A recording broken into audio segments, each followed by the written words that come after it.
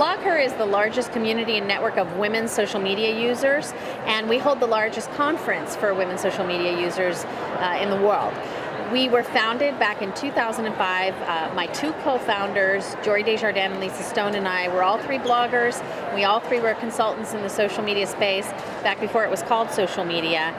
And we decided we needed to answer a question that had to die: where are the women who blog? And we thought we could keep talking about it on our blogs and making lists of great women who blog, and lists are great, but we thought we could also do an event and cover all the same topics as any other tech conference or any other blog conference, only all the experts and speakers, which just happened to be women. And 120 days later, we held the first BlogHer. It sold out for 300 attendees.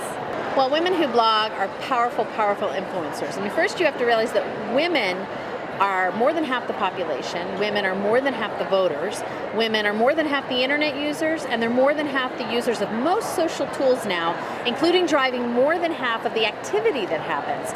And we know that women control 80% of household purchases. So you combine a woman's commercial power alone, and then that woman is influencing sometimes millions of other women. You have women whose voice matters. It matters to candidates, it matters to companies. I think that one of the issues that women bloggers face is the same that really any blogger faces, which is that technology evolves really quickly. So back when we started, you had blogs, and that was about it, actually. Online communities, Yahoo groups and forums. Now you've got so many tools to use, and it can be overwhelming, and it can be hard to decide how to allocate your precious time. And so I think dealing with that information overload, dealing with technology, the evolution, and not to mention the migration to mobile. So everyone on the web has to be worrying about how do they look in mobile, is their site behaving in mobile, and can they monetize mobile? Because we haven't really cracked that code yet for a lot of people. Blogging has changed over the years because I think people go through a lot of cycles. I think some fundamental things about blogging have not changed. Most people start blogs because they have something they want to say and something they want to talk about. It's about self-expression. And then it also begins to be about building community and then sharing information and advice and recommendations. So those drivers still exist for bloggers.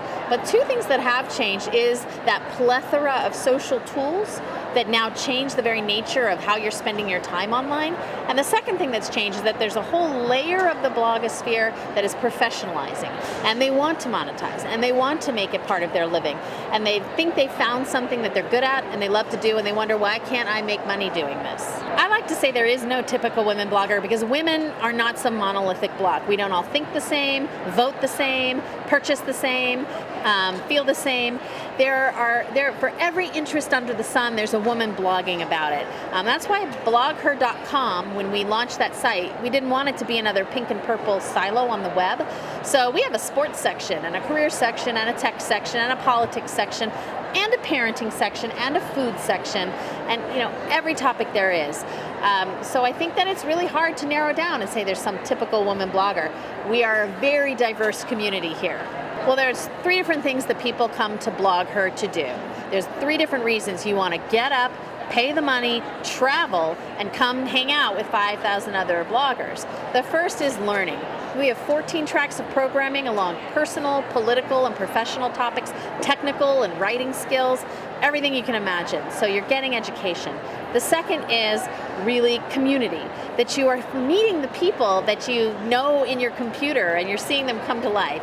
And as much as I love my online life, and we all love our online life, nothing beats face-to-face. And the third thing is networking. Business gets done at BlogHer. People sign book deals because of BlogHer. People form businesses with people they sat next to at BlogHer. BlogHer is a place where you will find like-minded people and perhaps find your next project, your next employer, your next client, your next gig. Come to BlogHer, you won't beat it. Men and women get the most out of BlogHer.